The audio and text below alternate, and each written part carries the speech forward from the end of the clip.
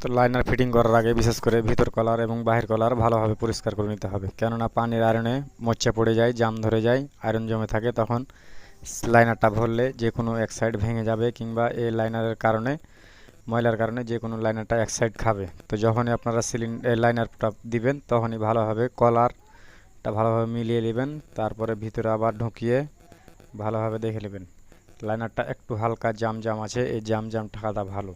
তো যাক, হেড দিয়ে বাড়ি দেবো, এখন দেখি কীরকম জাম্প হচ্ছে। বেশি জাম্প হলে দেওয়া যাবে না, হালকা জাম্প হলে খুবই ভালো। হ্যাঁ, হেডটা বাড়ি দিলাম, গেল। তো যাক, হালকা জাম্প আছে, লাইনার একবার দেখতে হবে কলারটা, যেহেতু কলার বেশি থাকলে হেড গ্যাসকেট কাটবে ঘন ঘন।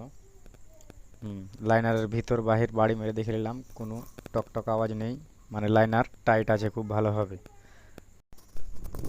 লাইনারের কলারটা খুব ভালোভাবে দেখলাম, লাইনার ঠিক আছে, হেড গ্যাসকেট কাটার হবে না, যেটা অরিজিনাল মাপ সেটাই লাগে।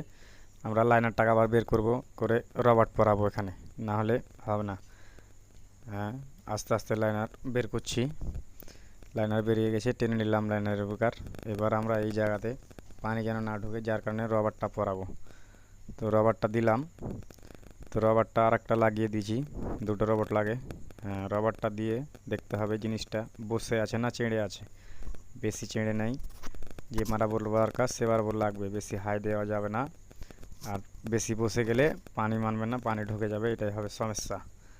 তো যাক, এবার মোবিলটা দিয়ে দিই এখানে। মোবিল দিলে একটু তাড়াতাড়ি জিনিসটা রাবারটা কাটবে না, এবং অত বাড়িও খাবে না, সাটাম করে ভিড়ে যাবে। তো যাক, ভিতর কলার বাহির কলার দুই জায়গায় ভালোভাবে মোবিল দিতে হবে। আর লাইনারটা বাড়ি দেওয়ার সময় দেখতে হবে যেন কোনো দিকে টাল টুল যেন না খায়, টাল টুল করে বাড়ি দিলে লাইনারের কলার ভেঙে যাওয়ার সম্ভাবনা থাকে।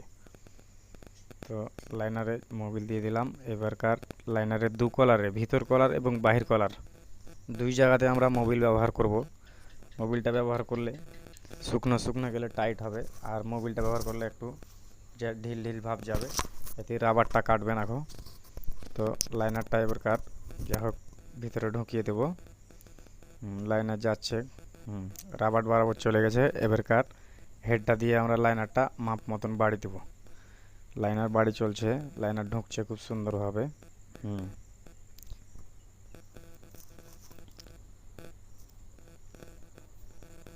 লাইনার ঢোকা কমপ্লিট যেহেতু, এবার আমরাকে আবার লাইনারের কলারটা দেখে নিতে হবে যে কতটুক ডাউন আছে কি কতটুক চেড়ে আছে। ডাউন থাকলে হবে না, বেশি চেড়ে থাকলে হবে না, যেটা মাপ বাড়াবো সেটা লাগবে।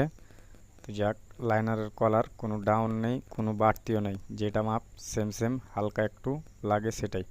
এবার পিস্টনটা আমরা ঢুকিয়ে দেখে নেবো ফ্রি হচ্ছে না জাম্প হচ্ছে। পিস্টন ফ্রি হলে খুবই ভালো, পিস্টন ফ্রি আছে, কোনো দিকে জাম নেই। তো এবার যেটা করতে হবে সেটা হচ্ছে রিংয়ের মাপ। একটা একটা করে রিং দিব আমরা। এটা প্রথমে যাচ্ছে টপ রিংটা, দিলাম। হ্যাঁ, রিংয়ের মাপ খুব সুন্দর আছে, এক চুল বরাবর ফাঁকা আছে, একটু হালকা গ্যাপ রাখতে হবে, নাহলে সমস্যা, লাইনার পিস্টন লাগালে সিজ করবে ঘন ঘন। তো যাক, এবার কম্প্রেশন রিং তো নাম্বারটা দিয়ে দিই। কম্প্রেশন রিংও কম বেশি ঠিকই আছে, কোনো কিছু করতে হবে না, যতটুক সেম সেম ক্লিয়ার দরকার ততটুকুই ক্লিয়ার আছে। এইবার আর একটা কম্প্রেশন রিং দিতে হবে, কেননা রিং টাইট দিলে হবে না, রিং টাইট দিলে লাইনার সিজ করবে, ঘন ঘন স্টার্ট বন্ধ হয়ে যাবে, এবং ঘড়মড় ঘড়মড় একটা আওয়াজ বাড়াবে। তো যে বাড়াবার দরকার সে বাড়াবার ঠিক আছে। তো যাক, এবার আমরা মোবিল রিংটা দিয়ে দেখে নিই।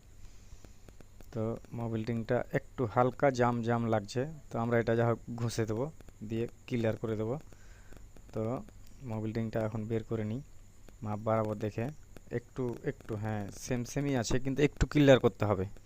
হ্যাঁ, একটু ক্লিয়ার করতে হবে, ইজি ইজি যেন যায়, সিলিন্ডার পিস্টন যেন, লাইনার পিস্টন যেন জাম না হয়।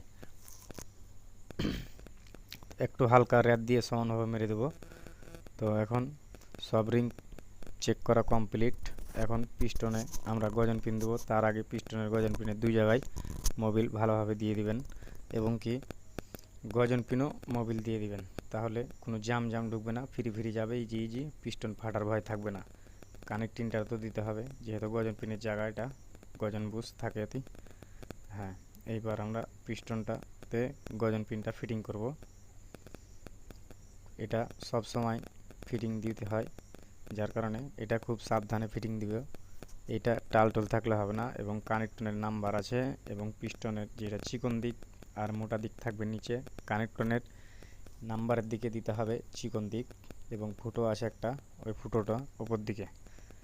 তো যাক, কম বেশি আমাদের গজন পিন ঢোকা হয়ে গেছে। এবার সার্ক্লিপ লক দিব।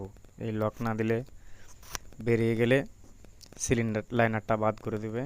একদিক হয়ে গেছে, আর এক দিকটা সেন্টার করে দিব, হালকা করে বাড়ি দিব। ব্যাস, আর একটা লক দিচ্ছি আমরা, দুদিকে দুইটা লক থাকে। হ্যাঁ, লক দেওয়া কম বেশি কমপ্লিট হয়ে গেছে। এইবার আমরা রিংটা ফিটিং দেবো এইখানেই যেহেতু। তো পিস্টনটাকে এভাবে বসিয়ে নেব, তারপরে আমরা রিংটা ফিটিং দেব। হ্যাঁ, কম্প্রেশন মোবিল রিংয়ের এটা একটা চুড়ি, এটা থাকে, এটা স্প্রিংয়ের মতন কাজ করে।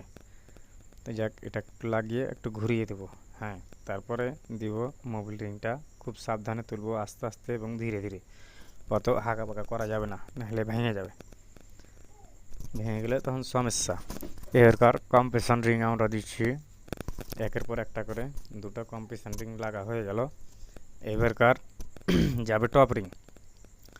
টপ রিংটা একটু কড়া হয়, এটা একটু সাবধানে তুলতে হবে, কোনো টুনি আকাম করবেন না যেহেতু। তো যাক, রিং তোলা কমপ্লিট। পিস্টনটা ভালোভাবে ধুয়ে নিতে হবে একটু, নাহলে মুছে নিতে হবে। তারপরে এখানে একটু মোবিল দিব, মোবিল দিয়ে রিংটা একটু খেলাবো, যেহেতু স্টার্টের সাথে সাথে মোবিল উঠবে একটু দেরিতে। যাক, রিংটা ঘুরিয়ে নিলাম, চারটা রিং চারদিকে করে দিব। তিনটে রিং ঘোরা হয়ে গেছে। এবার টপ রিংটা এই দিকে থিয়ে দেবো। তো যাই, এবারকার লাইনারটাতে আমরা মোবিল দেব, যেহেতু ইজি ইজি যেন ঢোকে, কোনো যেন স্পট না পড়ে। যার কারণে তার আগে ক্যারাংটাকে ঘুরিয়ে আমরা একটু ভিতর সাইড নাইলে নামর সাইডে রাখবো, যেহেতু কানেকটনের পালাটা আসবে। তারপরে লাইনারে আমরা এখন মোবিল দেবো। মোবিলটা দিলে পিস্টনটা কোনো জাম্প হবে না, রিংটাও কোনো সমস্যা আসবে না, সিলিন্ডারে কোনো ছেঁচড় খাবে না।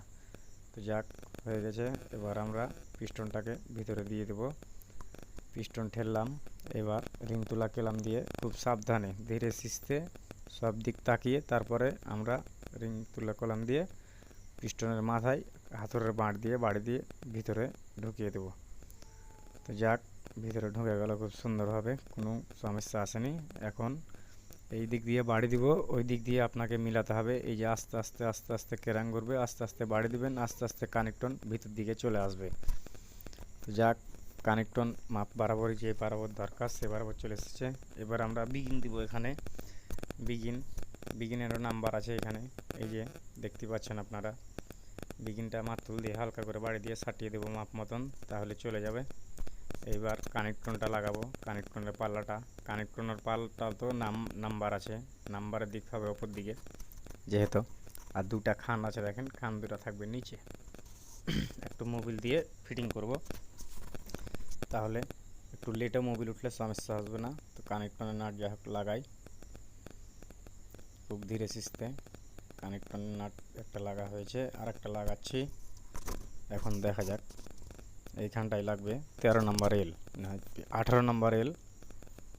আস্তে আস্তে ধীরে সিস্তে দুটাই নাট টাইট দিতে হবে, এবং কি নাট ঢিল থাকলে হবে না, নাটের টাইট মাপ বাড়াবো, যেটুকু লাগবে সেটুকুই দিতে হবে। কেননা একটা মেশিনের কানেকটন মেশিনের জীবন মরণ। এই নাট যদি ঢিল থাকে, মেশিন স্টার্ট দেওয়া মাত্রই কানেকটন নাট ভেঙে গেলে হয় ওপর দিয়ে বাড়াবে বডি ভেঙে, নাই নিচ দিকে বাড়াবে, ইঞ্জিনটা সেঁকালি বাদ হয়ে যাবে। ইঞ্জিনটা ঠিক করতে গেলে ঝামেলায় অত পড়তে হবে আবার। তো যাক, আমরা যখন কানেকটনের নাটটা টাইট দেবো, বিশেষ করে ওর মাপটুকু বরাবর লাগবে যেটুকু সেবারটুকু দিব, যে নাট যেন বেশি টাইট দিলে যেন ভেঙেও না যায়, আর যেন কমও না টাইট দেওয়া হয়। কম টাইট দিলে ঢিল হলে তো বললাম ইঞ্জিন বাস্ট হয়ে যাবে, থাকবে না কম। তো যাক, তো যে বরাবর লাগবে সে বরাবর কম বেশি আমাদের নাট কাছে এলো। হ্যাঁ, দুটা নাট এক সমানভাবে টাইট দিবেন। টাইট দেওয়ার পরে যেটা করতে হবে আপনাকে,